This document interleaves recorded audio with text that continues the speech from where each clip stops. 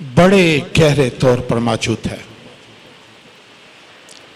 इस खूबसूरत प्रस्तिश के लिए, खूबसूरत प्रिजाइडिंग के लिए और उसके रुल कुद्दस के मसा के लिए, हजूरी के लिए आए खुदावंद को जलाल देने के लिए जोरदार तालियां बजाएं।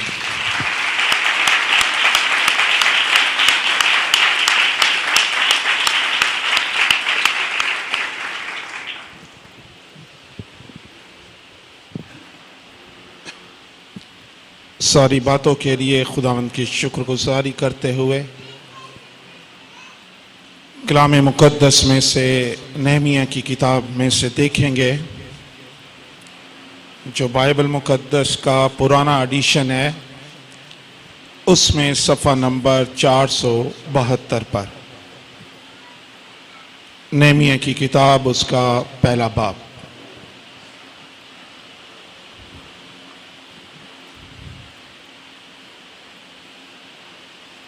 और उसकी पहली 4 आयत।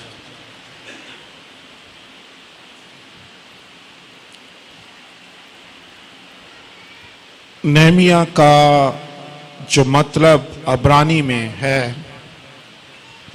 वो है यहोवा की तसल्ली, या फिर इसका तर्जमा इस तरह से भी कर सकते हैं कि यहोवा तसल्ली देता है। और कलाम मुकद्दस में नहमिया की किताब से पहले असरा की किताब है। दोनों बहुत बड़ी लेंथी किताबें नहीं हैं, इनकी लेंथ छोटी है। और अब्रानी जुबान के अंदर बाइबल में असरा और नहमिया, इन दोनों कुतब को एक ही किताब में शुमार किया जाता है। लेकिन हमारे पास जो उर्दू की बाइबल है, इसको दोनों को अलग अलग हम लोग शुमार करते हैं। पहली आयत से 20वें बरस कैसलियो के महीने में, जब मैं कैसरे सोसन में था, नहमिया के बारे में नहमिया ये कह रहा है इस बात को कि जब मैं कैसरे सोसन में था तो ऐसा हुआ कि हनानी जो मेरे भाइयों में से एक है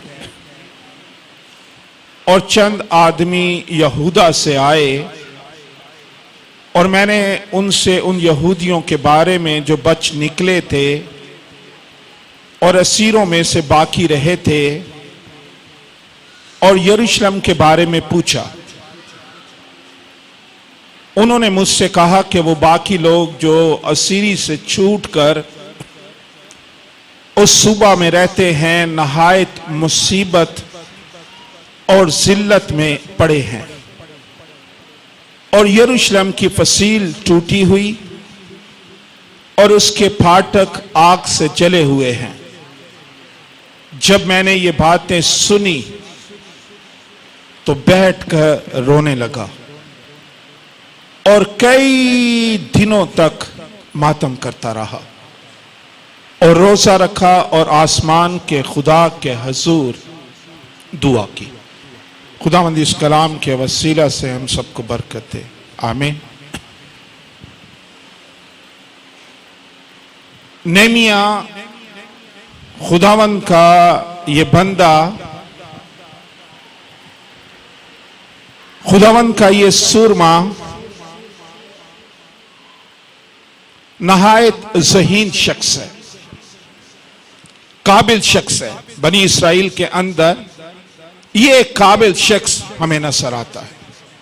शायद नहमिया का शुमार बड़े अंबिया कराम में तो नहीं किया जाता, लेकिन ये इसका नाम कलाम मुकद्दस में एक जबरदस्त तरीके से हमें नजर आता है। नहमिया ज़हीन है, काबिल है, और सबसे बढ़कर इसकी जिंदगी के अंदर जो इसकी क्वालिटीज, कि ये बनी इसराइल कौम के लिए अपने अंदर एक दर्द रखता है।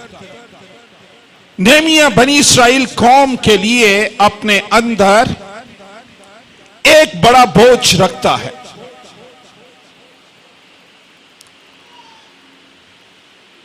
और जब ये असीरी के अंदर यरूशलेम से भाई को इसे मिलने के लिए आया, तो इसने यरूशलेम की हालत और यरूशलेम के लोगों के बारे में पूछा।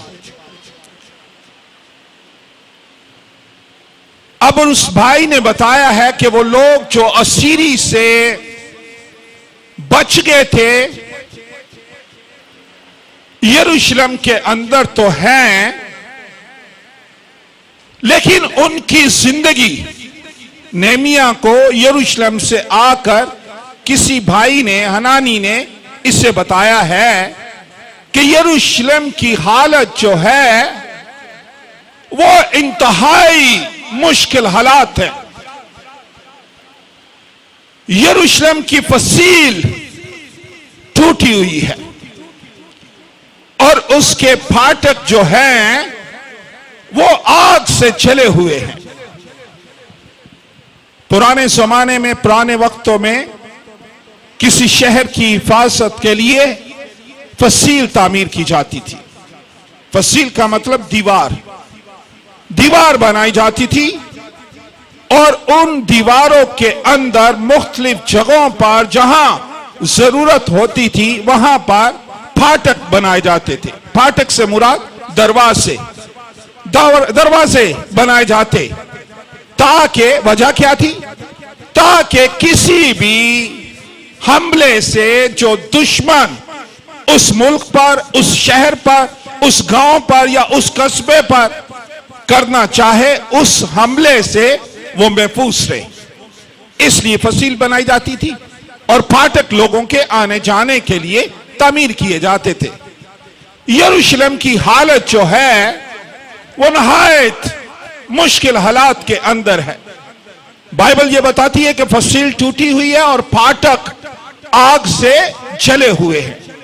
और सिर्फ यही नहीं, बल्कि वो कहता है कि लोग जो हैं वो मुसीबत की हालत में जिंदगी बसर कर रहे हैं।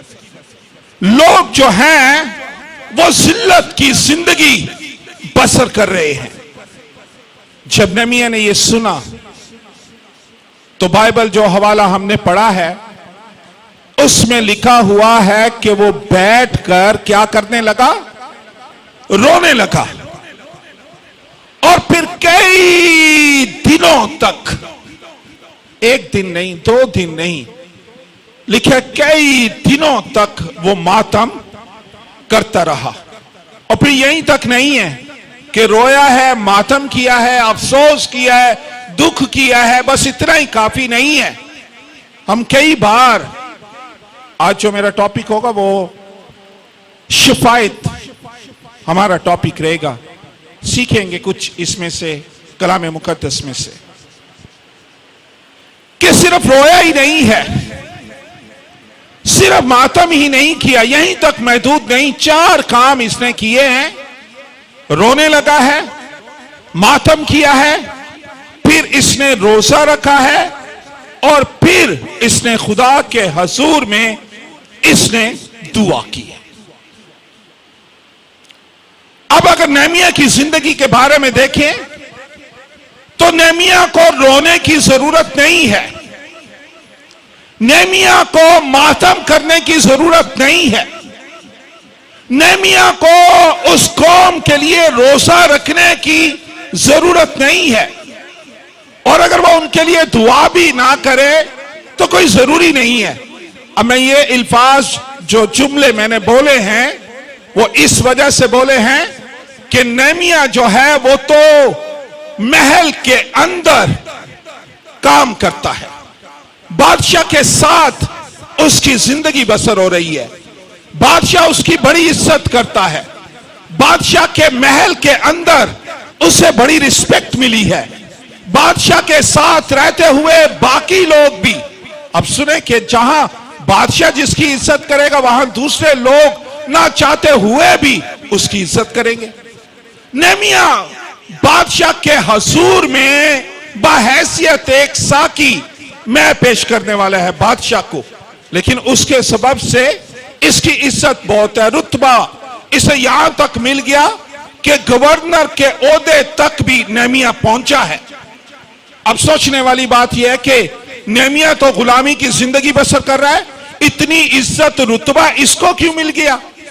लेकिन जब कलाम मुकद्दस का मुतालिया करते हैं तो पता चलता है कि पुराने वक्तों के अंदर जो बादशाह लोग थे, बेशक लोगों को असीर करके ले आते थे, बेशक लोगों को कैद में रखते थे, बेशक लोग गुलामी की हालत में उनके वहां पर जिंदगी बसर करते थे, लेकिन ज़हीन बादशाह हमेशा यह किया करते थे कि उन कैदियों के अंदर से, उन असीर लोगों के अंदर से जो शरीफ गुलाम होते थे, ज़हीन गुलाम होते थे, अक्लमंद गुलाम होते थे, उन्हें वो चुन लिया करते थे और उन्हें चुनने के बाद उनकी तरबियत की जाती थी, उन्हें ट्रेनिंग दी जाती थी ताकि वो बादशाह के मावन साबित हों, ताकि वो उस मुल्क के अंदर बादशाह के साथ उन लोगों की खिदमत कर सकें। पुराने वक्तों में कैसे, दानियल के जमाने में हम देखते हैं कि सदरक, मिशक, अब्दुन्नजूक को और फिर दानियल को किस तरह से ट्रेनिंग मिली है और किस तरह से दानियल जो है एक बड़े ओहदे तक पहुंच गया। नेहमिया भी ऐसा ही है, गुलामी की हालत में जरूर है, लेकिन वो बढ़ गया और खुदा ने उससे सरफराज किया है, तरक्की दी है। अब अगर वो बादशाह के इज्जत और रुतबे के अंदर जिंदगी बसर कर रहा है, लेकिन उसके बावजूद भी उसने इन सारी चीजों को नहीं देखा। कलाम मुकद्दस में लिखा है कि जब नेहमिया बादशाह के महल के अंदर उसके हजूर में गया है तो उसका चेहरा उदास है, वो परेशान है। और परेशान क्यों है? उससे पहले उसने यरूशलेम की हालत और यरूशलेम में रहने वाले बनी इस्राएल कौम और यहूदियों की हालत के बारे में वो सुन चुका है। आज उसका दिल उदास है, परेशान है। बादशाह कहता है, ए नेहमिया, तू तो बीमार नहीं है, फिर तो परेशान क्यों नजर आ रहा है? अगर तो बीमार होता तो तेरी उदासी समझ में आती। ये यकीनन दिल का कोई गम है। आज बहुत सारे गम दुनिया में हैं और उनमें से एक गम दिल का गम भी है। दो मुख्तलिफ तरीके हैं गम के, लेकिन हम उसकी तशरीह में नहीं जाएंगे कि किसको कौन सा दिल का गम लगा है। लेकिन यहां पर नेहमिया के बारे में बादशाह कहता है कि दिल के गम के सिवा कोई दूसरा गम नहीं हो सकता। और उसने बनी इस्राएल कौम के बारे में और यरूशलेम के सारी उस हालत के बारे में उसने बादशाह को बताया और उसने कहा कि मुझे रुखसत दे ताकि मैं वहां पर जाऊं। इससे पेशतर के वो बादशाह से बात करता, वो खुदावन की हजूरी में गया है, वो खुदावन की हजूरी में झुका है। उसने बनी इस्राएल कौम का एक दर्द रखने वाला और बोझ रखने वाला जो है उसकी जिंदगी में साबित होता है। वो पेशतर इसके के बादशाह की हजूरी में जाता, वो खुदावन की हजूरी में गया है। उसने अपने अबाओ अजदाद के गुनाह का इकरार किया है। उसने कहा कि अजीम खुदा, तू जो मुहीब खुदा है, तू जो फातेह खुदा है, तू जो रहम करने वाला खुदा है, ऐ खुदा मैं तेरी हजूरी में आता हूं। मैं अपने अबाओ अजदाद का और मैं अपने गुनाहों का इकरार करता हूं कि जिस तौर पर हमें तेरे साथ चलना चाहिए था, हम तेरे साथ नहीं चले हैं। वो हकाम और कवानीन जो तूने मूसा की मार्फत हमें दिए हैं, हमने उन्हें नहीं माना है, हमने गुनाह किया है, तेरे हजूर बदी की है। लेकिन ऐ खुदा, हम ये जानते हैं कि तू अपने लोगों को बहाल कर सकता है। इसने दुआ की और फिर बादशाह ने इससे रुखसत दी है। लेकिन इससे पेशतर कि ये जाए तो इसने यरूशलेम के बारे में बैठकर शायद कई घंटों तक इसने सोचा होगा, किस तरह यरूशलेम के अंदर बहाली थी, किस तरह यरूशलेम के अंदर खुशहाली थी, किस तरह से यरूशलेम के लोग खुशहाली की जिंदगी बसर कर रहे थे। जब ये पुराने वक्तों को सोच रहा होगा तो इसका दिल क्या, बाइबल बताती है कि इसने कई रोज तक मातम किया है, कई रोज तक इसने रोजे रखे हैं, कई रोज तक इसने दुआ की है, कई रोज तक इसने खुदावंद की हजूरी में आंसू को बहाया है। मैं सोच रहा था कि दुआ करना बहुत अच्छा है, दुआ से भी सब कुछ तब्दील हो जाता है, नो डाउट।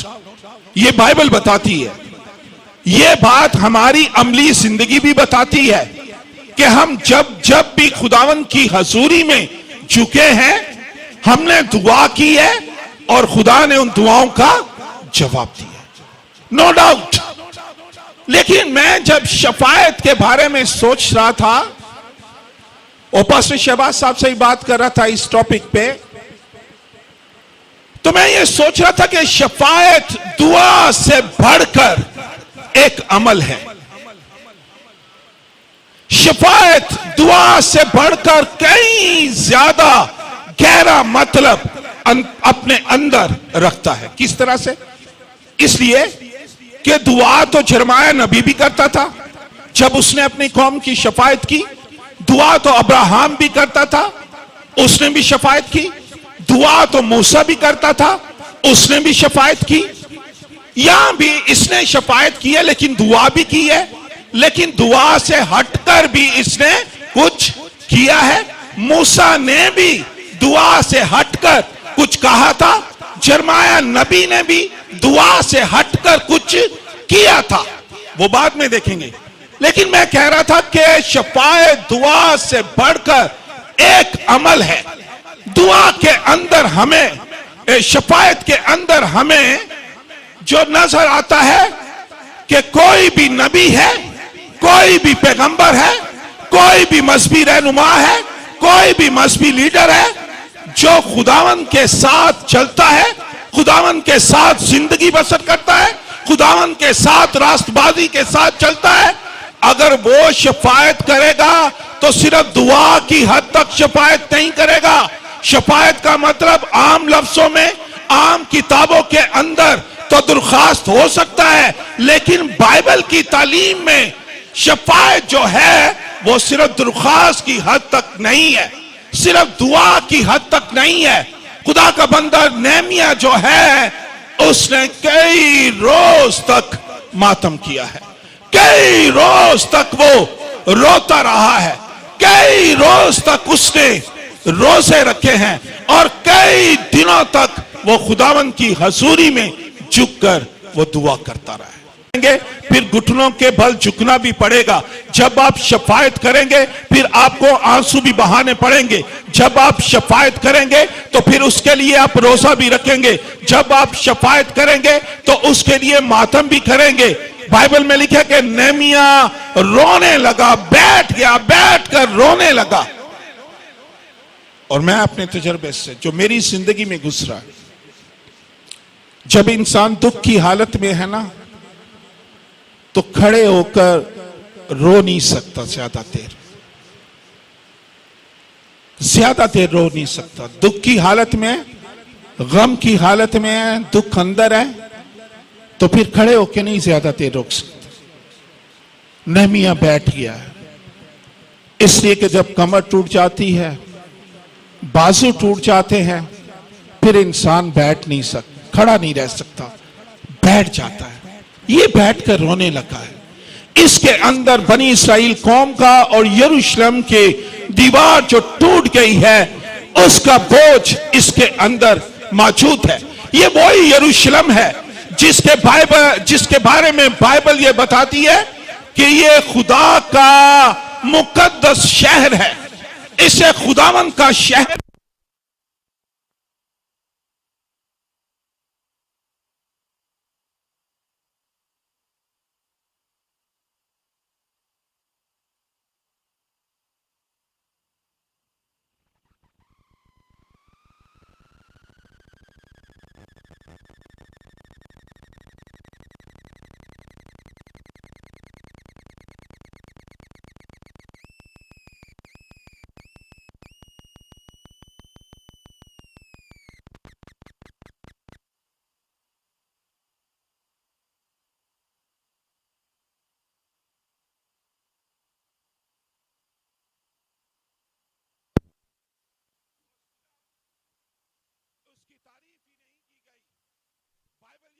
है कि ये यरूशलेम शहर जो है ये दाऊद का शहर भी कहलाया है और दाऊद नबी की नस्ल से पैदा होने वाले नस्ल से पैदा होने वाले बादशाह भी जो है इसी यरूशलेम में पैदा हुए हैं।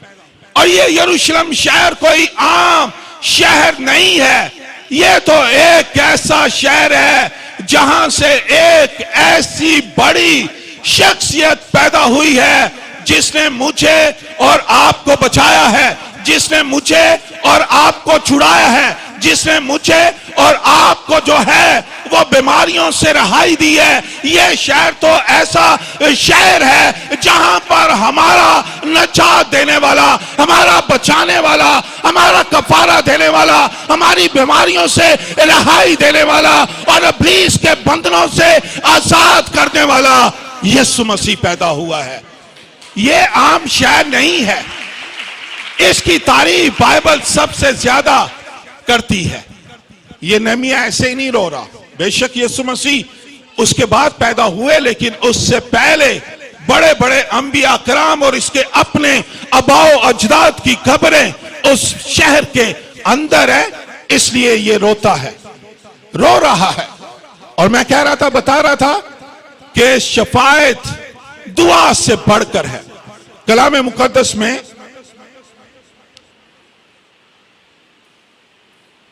जब मूसा के बारे में पढ़ते हैं, खुदा का बंदा मूसा, खरूज की किताब के अंदर जब मूसा के बारे में पढ़ते हैं उसके 32वें बाब में, ऐसे ही बाद में भी पढ़ सकते हैं लेकिन 32वें बाब के अंदर मूसा के बारे में तहरीर है। खुदा का बंदा मूसा खुदा से बातें करने के लिए वो पहाड़ पर गया है और खुदा ने अपने हाथों से 10 हकाम जो हैं, शरीयत की बातें जो हैं, खुदा ने अपने हाथ से लिखकर मूसा को दी हैं। एक बड़ा काम करने के लिए मूसा खुदा के पास पहाड़ पर गया है और जब वापस आया है तो वापस आने पर पेशतर इसके के अपने लोगों में पहुंचता, अभी दूर ही था जोशुआ और खुदा का बंदा मूसा, तो उसे नाचने की, डांस करने की, गाने बजाने वालों की आवाज आ रही है। मूसा सुनकर ये आवाज परेशान हो जाता है, जब पास जाता है तो पता चलता है कि ये कोई हालेलुया हालेलुया हालेलुया के नारे नहीं लगा रहे, बल्कि ये लोग जो हैं ये बुतों की पूजा कर रहे हैं। ये लोग जो हैं, जो देवता उन्होंने बछड़ा बनाया है उसके सामने उसकी प्रस्तिश कर रहे हैं, ये उसकी प्रस्तिश कर रहे हैं। और मूसा देखकर उसका दिल भर गया है। खुदा कहता है कि मैं बनी इस्राएल को हलाक कर दूंगा, इसने मेरे सामने बछड़ा बनाकर मुझे रद्द किया है, इन्होंने मुझे रद्द करके एक बछड़े की पूजा की है। खुदा कहता है कि मैं इसे हलाक कर दूंगा। आप मूसा की शफायत देखें, आसान काम नहीं है अजीजों, जो मैं बताने को हूं इतना आसान काम नहीं है। मूसा ने कहा, ऐ खुदा, इस कौम ने तेरा बड़ा गुनाह किया है। और उसने लोगों से कहा कि मैं दोबारा जाता हूं खुदावन के पास, तुम्हारा गुनाह तो बहुत बड़ा है लेकिन शायद मैं तुम्हारा कुफारा दे सकूं। ये मूसा कह रहा है। जब मैं इस बात को कफारे को पढ़ा तो सोच रहा था कि उसका कफारा, उसके बारे में मैं तशरीह तो नहीं कर सकता कि उनका कफारा हो गया या नहीं हुआ, लेकिन मेरे दिल में एक बात जरूर आई कि यीशु के वसीले से हमारा कफारा हो गया। यीशु के वसीले से हमारा कफारा जो है वह जरूर हो गया है। उसने कहा कि शायद मैं तुम्हारा कफारा दे सकूं। पहाड़ पर जाता है और खुदा से कहता है कि खुदा इन्होंने एक बड़ा गुनाह किया है, तू इन्हें माफ कर दे। खुदा कहता है कि नहीं, गुनाह बड़ा है, सजा के बगैर ये नहीं छूट सकते।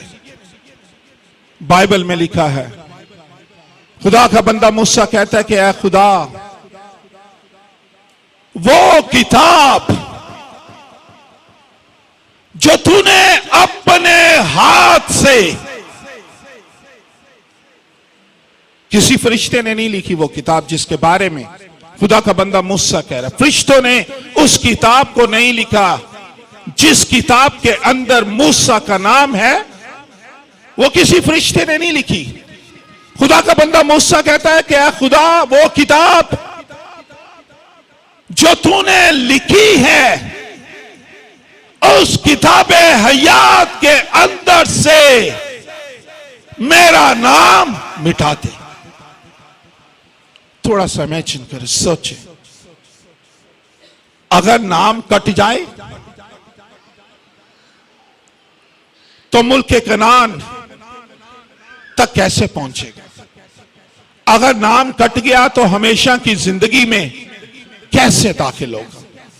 अगर नाम कट गया तो वो सारी जिंदगी जो खुदावन के साथ चलता रहा उसका अजर उसे क्या मिलेगा? वो सारे अलूम जो उसने अपनी जिंदगी के अंदर मिस्र में रहते हुए अलूम सीखे, उनका क्या फायदा होगा? वो रेगिस्तान की धूप, वो जंगलों की धूप, वो भूख और प्यास जो उसने बर्दाश्त की, उनका क्या होगा? लेकिन उसने इन सारी चीजों की परवाह नहीं की। उसने कहा है खुदा, वो किताब जिसमें मेरा नाम तूने लिखा है, अगर तू इन्हें माफ नहीं करेगा तो उस किताबे हयात के अंदर से मेरा नाम मिटा दे। यह है शिफायत। जब हम अपने आप को खाकसार कर लेते हैं, जब हम अपने आप को इंतहाई इंकिसारी की हालत में ले आते हैं, जब हम अपने आप को हालात के मुताबिक मातम की हालत में ले आते हैं, जब हम अपने आप को हालात की सिचुएशन के मुताबिक रोजे और दुआ की हालत में आ जाते हैं, तभी हम शफायत कर सकते हैं। सिर्फ दुआ करना ही शफायत नहीं हो सकता। मूसा ने कहा कि मेरा नाम किताबे हयात से मिटा दे। यह हमें शफायत करता हुआ नजर आता है। कलाम मुकद्दस में देखते हैं कि नेहमिया जब वहां पर गया है यरूशलेम में, तो इसने अपना नाम पैदा करने के लिए लोगों का बहुत बड़ा हजूम अपने साथ नहीं लिया। इसने अपनी पब्लिसिटी के लिए कि मैं यरूशलेम की फसील बनाने के लिए आया हूं, मैं जले हुए फाटकों को मुरम्मत करने के लिए आया हूं, मैं बनी इस्राइल कौम की, यहूदियों की हालत को बदलने के लिए आया हूं। इसने कुछ भी नहीं किया, इसलिए कि ये जानता है कि मैं कुछ नहीं कर सकता। अगर कुछ कर सकता है तो मेरा जिंदा खुदा कर सकता है।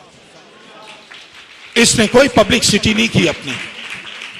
बाइबल में लिखा है कि ये खुफिया तौर पर रात के पहरों के अंदर इसने जाकर इस्राइल के उस इलाके यरूशलेम की इसने तफ्तीश की है, देखा है, हालात को देखा, सिचुएशन देखी है किस तरह की है। इसने बहुत सारे फिर लोगों को इसने बुलाया है, बहुत सारे लोगों को मुनज़्ज़म किया है, बहुत सारे लोगों के बुलाकर इसने दरख्वास्त की है, सारे लोगों को इसने एक कर दिया है ताकि उस बड़े काम को जो ये करने को था, ये सारे लोग मिलकर उसके साथ मावन और मददगार हो सके।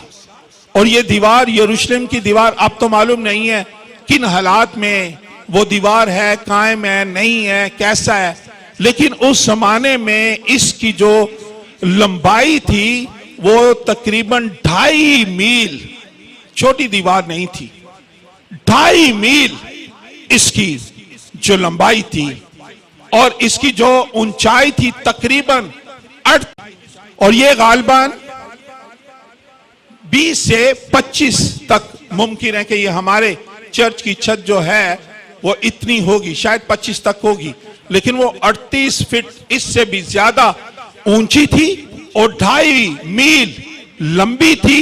लेकिन जब ये सारे मिल गए, जब इन्होंने दुआ के साथ इस काम को शुरू किया है, जब मुनज़्ज़म तरीके से इन्होंने काम को शुरू किया है, जब इन्होंने बड़े बोझ के साथ उस काम को शुरू किया है, जब इन्होंने इरादा कर लिया है कि खुदा हमारे साथ है, खुदा हमें संभालेगा, खुदा हमारी निगरानी करेगा, खुदा हमारी रहनुमाई करेगा, तो इन्होंने मिलकर उस काम को शुरू किया है। तो बाइबल ये बताती है कि उसके बावजूद भी दूसरे लोग इनका मजाक उड़ाते थे। दूसरे लोग कहने लगे ये कमजोर से यहूदी, इन्होंने एक बड़ा काम शुरू किया है, ये काम तो कभी भी पाया तकमील तक नहीं पहुंच सकते। ये लोग कह रहे हैं, इन्होंने लोगों की परवाह नहीं की, इन्होंने हालात की परवाह नहीं की, इन्होंने उस मटेरियल जो उन्हें चाहिए था, दरकार था, उसकी परवाह नहीं की। इन्होंने इस तरह से काम को शुरू नहीं किया कि काम शुरू करते हैं फिर देखते हैं। ये जानते हैं कि ये काम पाया तकमील तक पहुंचेगा और खुदा हमें बहाल करेगा, इसलिए कि यहोवा खुदा हमारे साथ है, ये जानते हैं। और उन्होंने उस दीवार को 52 दिनों में 52 डेज, इतने बड़े काम को लोगों की मुखालफत के बावजूद उन्होंने उस काम को 52 दिनों में मुकम्मल किया, इसलिए कि वो अपनी कौम का बोझ अपने अंदर रखते थे। उस बड़े शहर का बोझ जिसकी बाइबल और आज दुनिया भी तारीफ करती है, जो मुकद्दस हैकल है यरूशलेम में बनी, और यरूशलेम की बनी हुई मुकद्दस हैकल का जो बिल्डिंग है, हैकल है, उसका शुमार दुनिया की खूबसूरत तरीन इमारतों में उसका शुमार होता था। इस कदर खूबसूरत ये बिल्डिंग, ये हैकल बनाई गई थी, और इन्होंने लोगों की मुखालफत करने के बावजूद भी खुदा ने इन्हें बहाल किया।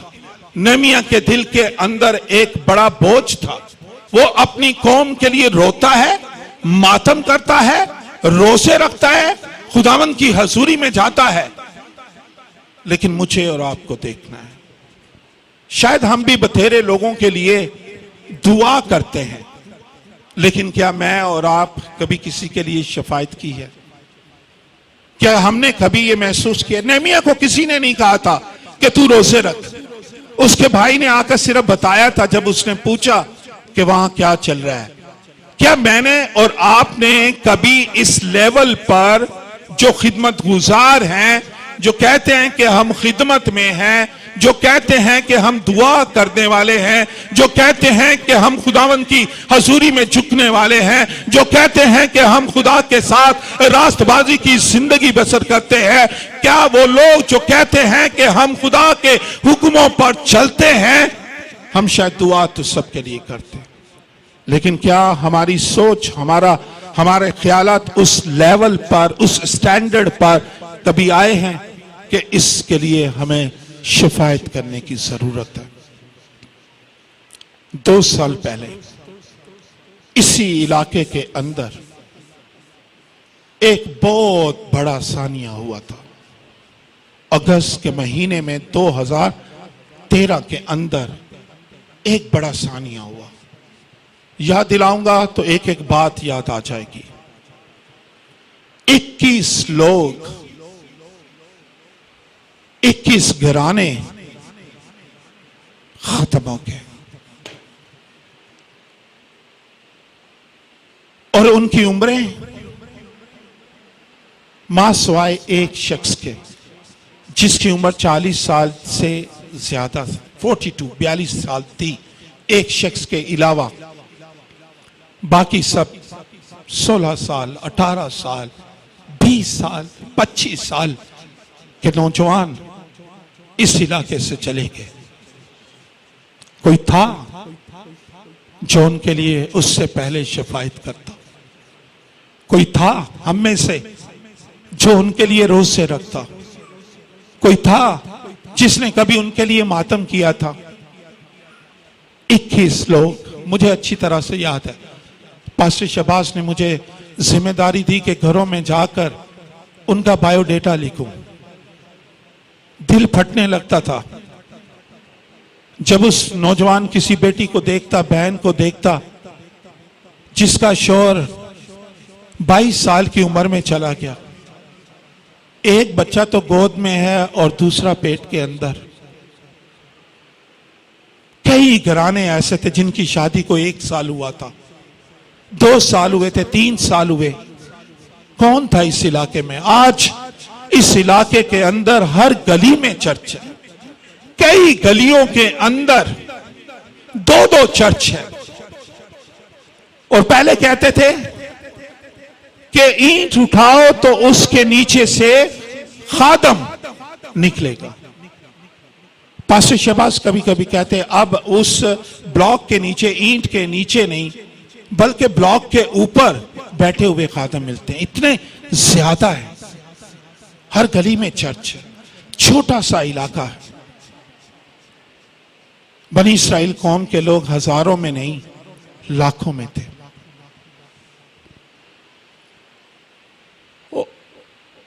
और जिन लोगों को मैं अच्छी तरह से पहचानता हूं, जब मैं आज भी वहां से गुजरता हूं ना, उन माओं को देखता हूं ना, खुदा के मजबे पर हूं, तो मेरे अपने दिल में कुछ होने लगता है। जब उन बहनों को देखता हूं ना, तो मेरे अपने दिल में कुछ होने लगता है।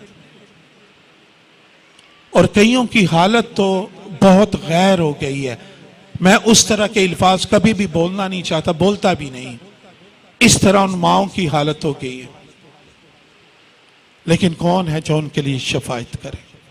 हर गली में चर्च है। हर शख्स से मिलो तो वो कहता कि मैं ही रास्तबाज हूं। मुझसे बढ़कर दुआ करने वाला इस इलाके में कोई नहीं मिलेगा। मुझ जैसी पाकीज़ा जिंदगी बसर करने वाला इस इलाके में कोई नहीं मिलेगा। हजारों लोगों के ज़हनों में ये बातें चल रही हैं। मूसा ने कहा मेरा नाम किताबे हयात से काट दे। मैं सोच रहा हूं अब वो बच्चे बड़े हो गए होंगे, अपनी मां से पूछते होंगे, मां मेरा बाप कहां है? वो हर रोज झूठ बोलती होगी, तेरा बाप बहुत दूर गया है, आने वाला है, तेरे लिए टॉफियां चॉकलेट लेकर आएगा, तेरे लिए गुड़िया लेकर आएगा। झूठ बोलती है, हर रोज झूठ बोलती है। बेटा बाहर जाता होगा, 3 साल हो गए इस बात को, शायद स्कूल जाने लगा है, क्या नाम लिखवाए अपने उसके बाप का? जब जाता होगा तो सोचता होगा, कभी कहता होगा कि मां मैंने अपने बाप के साथ जाना है, तू ही मुझे रोज छोड़ने जाती है। इसलिए कि मैं इन तजर्बों से गुजरा हूं। कई बार मेरी बीवी बच्चों से सबसे ज्यादा प्यार करती है, बच्चे उससे अटैच हैं, मगर फिर भी वो कभी कभी चाहते हैं कि मैं उन्हें लेने के लिए जाऊं, मैं उन्हें छोड़ने के लिए जाऊं। वो बच्चा कहता होगा कि मां तेरे साथ नहीं जाना, बाप के साथ जाना है। और वो कहती होगी तेरा बाप बाहर के मुल्क में गया है, जल्दी आएगा, तेरे लिए बहुत सारी चीजें खिलौने लेकर आएगा। झूठ बोलती है। कौन है जो आने वाले अय्याम में इन झूठों को रोक सकता है? कौन है जो आने वाले अय्याम में इनके लिए शफायत कर सकता है? कौन है जो इनके लिए मातम कर सकता है? कौन है जो इनके लिए रोजे रख सकता है? कौन है जो इनके लिए आंसू बहा सकता है? उन दिनों में बड़े बड़े प्रोग्राम हुए। शायद जब तक जिंदगी है ये चीजें साथ चलती रहेंगी, याद रहेंगी। बड़ी बड़ी तस्वीरें उनकी बनी हैं, ये दीवारों जैसी तस्वीरें उनकी बनी हैं, बड़ी बड़ी बातें हुई हैं। तस्वीरें पता नहीं कहां कहां पर चली गई, कहां कहां से पैसा भी आ गया। मैं इसी तरह एक दिन इबादत के लिए आ रहा था, इतवार के दिन, 2013 अगस्त की बात ही कर रहा हूं। तो मुझे एक शख्स मिला, उसने मुझे आवाज दी। उसका नौजवान बेटा इस हादसे में जा चुका था। मुझे कहने लगा, पास साहब, वो थोड़े दिन पहले जो इधर इबादत हुई थी जिसमें मेरे बेटे की भी तस्वीर लगी थी, उसका क्या बना है? मैंने पूछा क्या हुआ?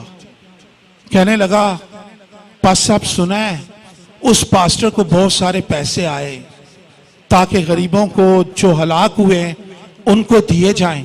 मेरे बेटे के पैसे आए? मैं क्या बताता उससे कि पैसे तो आए थे लेकिन हम सब ने बांट लिए।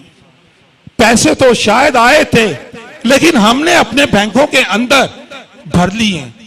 लेकिन मैंने उससे कहा कि मालूम नहीं, अगर आए होंगे तो आपको भी मिल जाएंगे। बड़े बड़े प्रोग्राम करने वाले आज कहां हैं? इलाका तो वही है, लोग वही हैं, गुनाह वही है, बदी वही है, हालात वही हैं, शराब वही है, मैं वही है, कुपियां वही है, चर्च वही है, ईरान वही है। और अब प्लीज अब दरवाजे पर दुबका हुआ बैठा नहीं, बल्कि अब प्लीज हमारे घरों के अंदर आ गया है। अब गुनाह हमारे घरों के अंदर आ गया। कौन है जो शफायत करेगा? जरमाया कहता है अपने सहीफे में, नामे बाप पहली आयत, कहता है कि काश, उसकी दुआ देखिए, काश के मेरी आंखें आंसू होते और मैं, काश के मेरा सर पानी होता और मेरी आंखें आंसुओं का चश्मा, और मैं अपनी बिनते कौम के मकतूलों के लिए शब रोज, सुबह शाम रात, एक जबरदस्त उसकी ख्वाहिश, एक जबरदस्त दुआ है, एक जबरदस्त कहता है कि काश मेरी आंखें आंसुओं का चश्मा होती और मैं अपनी कौम, बिनते कौम के लिए शब रोज मातम करता। कौन है जो आने वाले अयाम में ये सोचता है कि मैं अपने कौम के लिए, मैं इस इलाके के लिए, मैं अपनी इस गली के लिए। अब अगर एक कोई भी शख्स एक गली ले ले तो हर गली में तो दो दो चर्च हैं, हर गली बच जाएगी। एक एग्जाम्पल सीखने के लिए, William Scott is a big name in the world. एक जबरदस्त नाम है विलियम स्कॉट, स्कॉटलैंड का एक जबरदस्त मुबशर। शायद जब तक स्कॉटलैंड की हिस्ट्री है इसका नाम रहेगा। ये खुदा का खादम है, ममसू है, विलियम स्कॉट। इसने स्कॉटलैंड के लिए, यूके की एक रियासत है, स्टेट है स्कॉटलैंड, उस शहर के अंदर, उस रियासत के अंदर ये खड़ा हुआ है और इसके बारे में कहते हैं कि स्कॉटलैंड में चाहता है कि बेदारी आ जाए। स्कॉटलैंड के अंदर एक जबरदस्त रिवाइवल आ जाए, लोग गुनाह से, बदी से बचकर खुदा से प्यार करने वाले हो जाएं। हिस्ट्री बताती है कि ये विलियम स्कॉट अपने कमरे के अंदर खुदावंद की हजूरी में झुकता है, खुदावंद की हजूरी में दुआ करता है, खुदावंद की हजूरी में आंसुओं को बहाता है और फिर पता चलता है कि सिर्फ यहीं तक नहीं, शायद थक जाता है तो लेट जाता है, लेट कर आंसुओं के साथ दुआ करता है। एक ही शख्स है जिसने शुरू किया, स्कॉटलैंड के अंदर रिवाइवल आए। इसने दो चीजें खुदा के सामने रखी, खुदावंत या तो स्कॉटलैंड मुझे दे दे या फिर मौत। हम कहते हैं इलाका बचे, मिले या ना मिले, हमें ऑस्ट्रेलिया का वीजा मिल जाए, अमेरिका का वीजा मिल जाए, किसी अच्छे मुल्क की रहाइश मिल जाए, अच्छी बात है, अच्छी ख्वाहिश है, बुरी नहीं है, लेकिन जो जिम्मेदारियां हैं, जो खिदमत है, उसको छोड़ के नहीं। उसने कहा दो चीजें दे दे, या तो स्कॉटलैंड दे दे या फिर मौत। तो हिस्ट्री बताती है कि मौत तो उससे नहीं मिली, स्कॉटलैंड उसे जरूर मिल गया। स्कॉटलैंड के अंदर एक जबरदस्त रिवाइवल आ गया। वो रो रो कर दुआ करता, वो रातों को सोता नहीं, रात के पहरों में वो आंसुओं के साथ दुआ करता। और हम ईमान रखते हैं कि मौत नहीं उसे आई, वो तो हमेशा की जिंदगी में दाखिल हो गया। हालेलुया, हमेशा की जिंदगी में वो भी दाखिल हो गया। एक शख्स के वसीला से अगर स्कॉटलैंड जीता जा सकता है, तो हर गली में से दो दो पास्टरों के वसीला से ये घराने नहीं जीते जा सकते? ये घराने क्या नहीं बचा जा? ये मैं तनकीद नहीं कर रहा हूं, इस बात को भी याद रखें, क्योंकि टॉपिक ऐसा है, इसलिए इस बात को कर रहा हूं। किसी खादम पर, किसी चर्च पर तनकीद नहीं, लेकिन सीखने के ताल्लुक से बता रहा हूं कि क्या हम इस इलाके को नहीं बचा सकते? क्या हम इस घराने, इस इलाके के रहने वाले घरानों को नहीं बचा सकते? स्कॉटलैंड बच गया। एक नाम और मेरे ज़हन में आता है, मैंने यहां पर उसको तहरीर किया था, जॉन हाइट। आखिरी बात होगी, जॉन हाइट इस सियालकोट के अंदर पहला मिशनरी आया, पाकिस्तान में कह सकते हैं, लेकिन स्कॉटलैंड में ये मिशनरी आया, जॉन हाइट। तो इसने एक बड़े बोझ के साथ गांव गांव के अंदर जाकर, अभी भी बहुत सारी सहूलतें, लेकिन बहुत सारे गांव में अब भी चलना पड़ता है। ये तो पाकिस्तान बनाने से पहले आया था, जब ना गाड़ियां थी ना और चीजें सहूलतें थी। उस जमाने में सियालकोट के अंदर आया और कहते हैं कि जॉन हाइट ने यहां आकर बीइंग अ मिशनरी, इसने यीशु मसीह के कलाम को, खुशखबरी को, नजात को, कफारे को, सलीबी मौत को और उसके जी उठने के बारे में ये बाइबल को लेकर गांव गांव के अंदर, इलाकों के अंदर, कस्बों के अंदर ये गया है। दिन रात इसने मिशनरी काम किया, दिन रात एक बड़े बोझ के साथ इसने खुदावंद के कलाम को सुनाया है। और आज आप जानते हैं कि सिर्फ सियालकोट ही नहीं, बल्कि पाकिस्तान में शायद उस वक्त हजारों की तादाद में लोग होंगे, लेकिन एक शख्स आया जिसके अंदर बोझ था। ये मैं बात कर रहा हूं कि किस तरह मूसा ने बचाया, किस तरह से विलियम स्कॉट ने उस बेदारी को लेकर आया, किस तरह से हम फिर कर सकते हैं, किस तरह से जॉन हाइट ने सियालकोट के अंदर खुदा के कलाम को दिया।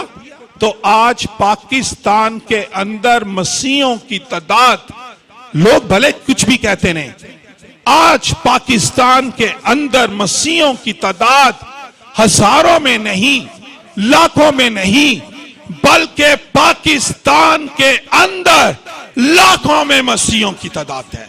Hallelujah, hallelujah, hallelujah. सिर्फ एक शख्स की बदौलत मुझे और आपको सोचना है। आपको बड़ा टारगेट नहीं देता हूं, अपने लिए भी सोच रहा हूं, आपके लिए, किसी के लिए बड़ा टारगेट नहीं। क्या मैं अपने पड़ोसी के लिए शिफायत कर सकता हूं? क्या मैं अपनी बहन के लिए शफायत कर सकता हूँ? क्या मैं अपनी गली के लिए शफायत कर सकता हूँ? क्या मैं अपने इलाके के लिए शफायत कर सकता हूँ? ये डिपेंड करता है आप पर, आपके बोझ पर, आपकी सोच पर, आपके ख्याल पर। खुदा आपको किस तरह का बोझ देता है, किस तरह से आप दूसरों के लिए शफायत कर सकते हैं।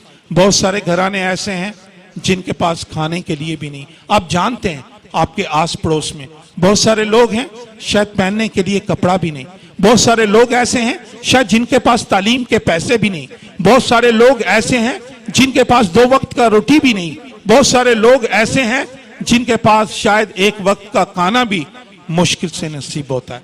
आप जानते हैं जब आप उनका मुशाहिदा करेंगे ना, और फिर आप उसकी शफायत कर सकते हैं। अपने इर्द गिर्द जब यहां से जाएं तो अपने इर्द गिर्द देखिए किसके लिए आप शफायत कर सकते हैं, किस घराने को आप बचा सकते हैं, किस घराने के अंदर से आप गुनाह को, बदी को दूर करने का वसीला बन सकते हैं। खुदा इस कलाम के वसीला से हम सबको बरकत दे। आमीन।